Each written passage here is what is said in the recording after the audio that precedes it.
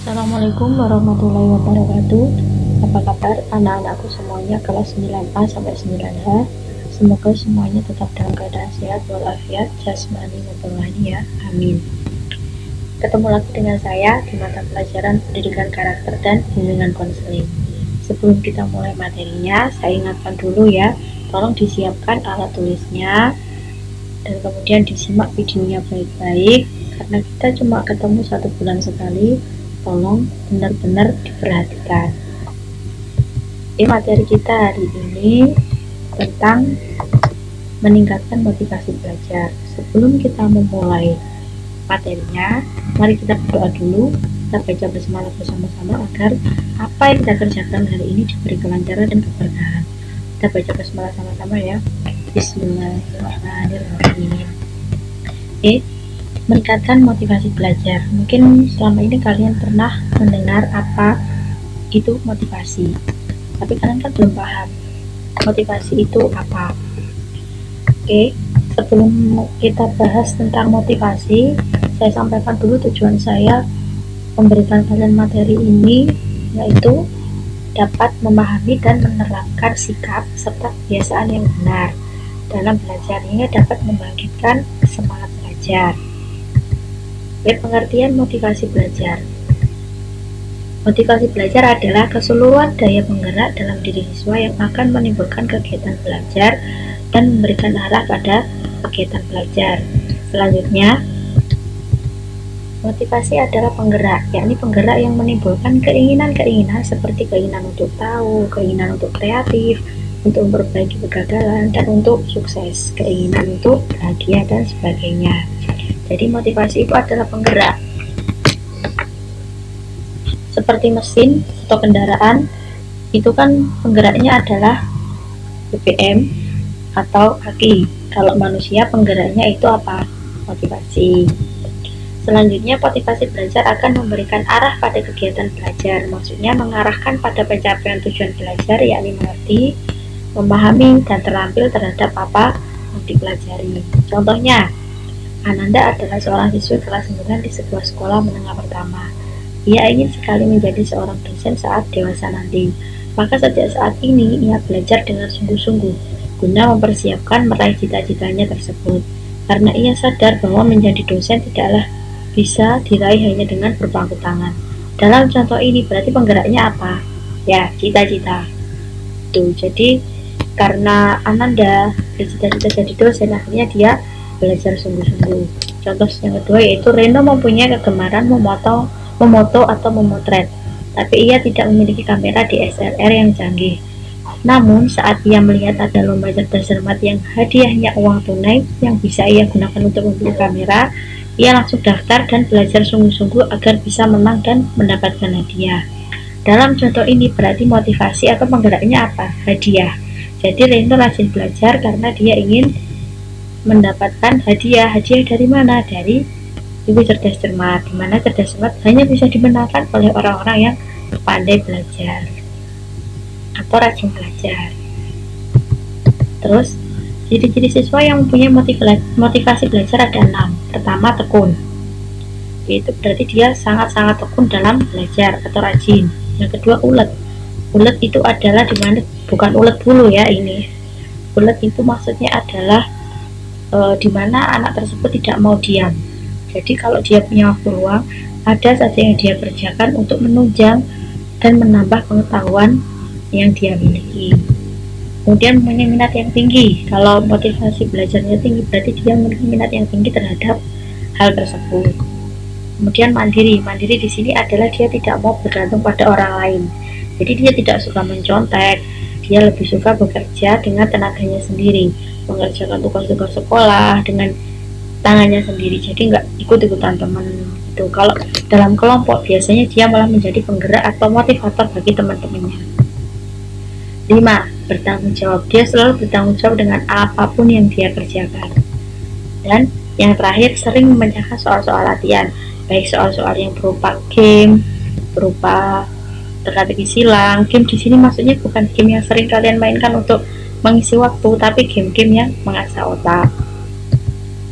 Usaha untuk meningkatkan motivasi belajar. Persyaratan akademis meliputi hasil ulangan yang diperoleh sudah tuntas atau lulus. Jadi nilai kalian harus di atas KKM. Kemudian kehadiran di sekolah hendaknya sesuai dengan ketentuan. Jadi jangan sering bolos. Kalian harus lebih sering hadir dan lebih mengurangi, bahkan meninggalkan itu yang namanya bolos. Agar apa? Motivasi belajar kalian meningkat. Kemudian konsentrasi belajar baik di rumah maupun di sekolah. Karena belajar tidak hanya di sekolah, di rumah, di taman, di sawah itu juga media belajar, tempat belajar. Misalnya saja kalian jalan-jalan ke sawah, kalian melihat ada serangga yang sedang membantu penyerbukan tanaman, berarti itu termasuk pelajaran IPA. Terus kalian juga lihat para petani sedang istirahat dan makan bersama-sama, itu dalam IPS disebut apa? Sosialisasi. Jadi dimanapun kalian berada, sebenarnya banyak sekali pengetahuan yang ada di sekitar kalian. Tinggal bagaimana kalian bisa memahami ataupun tidak, atau peka atau tidak terhadap pelajaran atau ilmu pengetahuan tersebut. Terus kesehatan fisik maupun mental yang menunjang kegiatan belajar.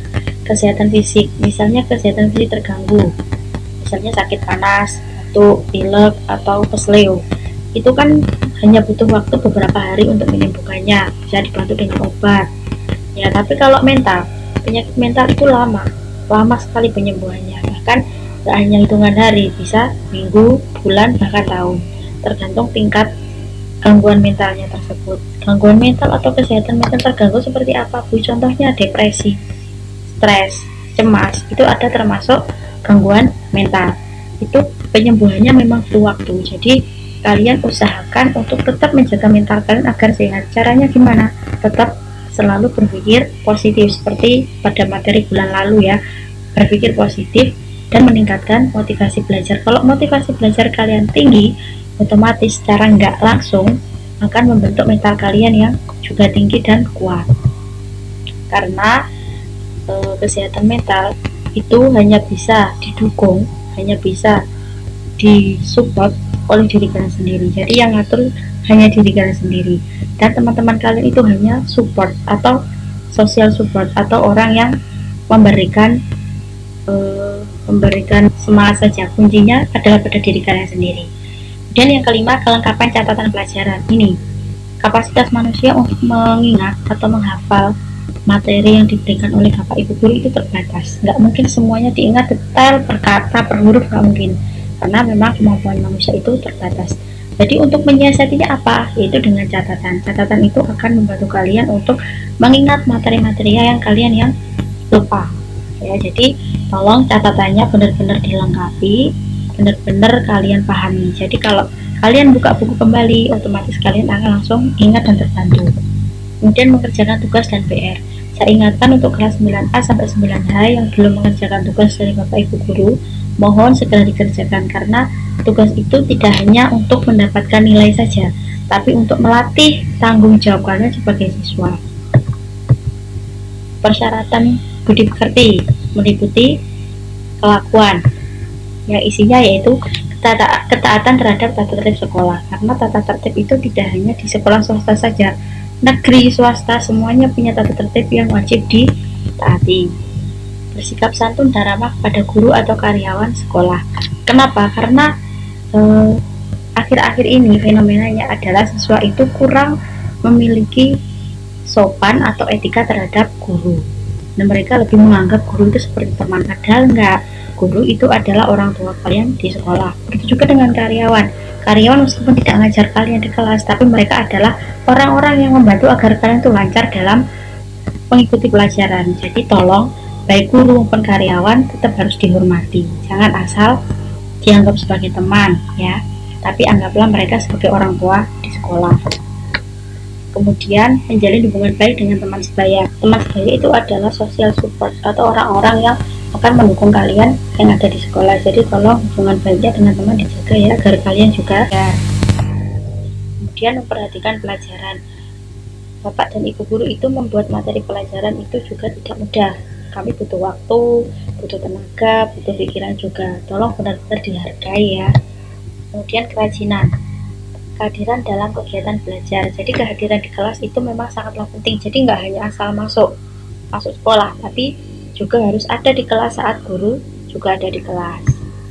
Kemudian kehadiran dalam kegiatan ekstrakurikuler, karena ekstra juga penting. Ekstra itu jangan disepelekan karena pasti akan ada manfaatnya nanti saat kalian terjun di masyarakat maupun di jenjang berikutnya. Aktif mengikuti kegiatan peringatan hari besar seperti Agustusan itu ya, yang hari besar nasional.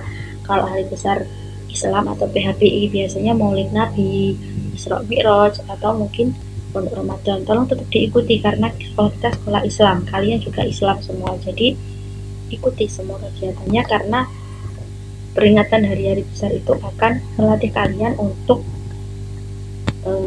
menghormati dan menghargai agama kalian sendiri.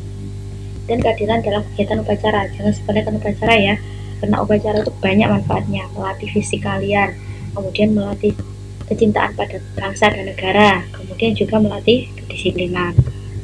Mengerjakan PR atau tugas lain dari guru, jadi ini wajib karena kalian siswa, hukumnya wajib mengerjakan tugas maupun PR dari guru, karena itu memang sudah kewajiban kalian ya. Kemudian kelengkapan dan kerajinan buku catatan, seperti tadi sudah saya sampaikan bahwa buku catatan itu memang wajib dimiliki oleh seluruh siswa.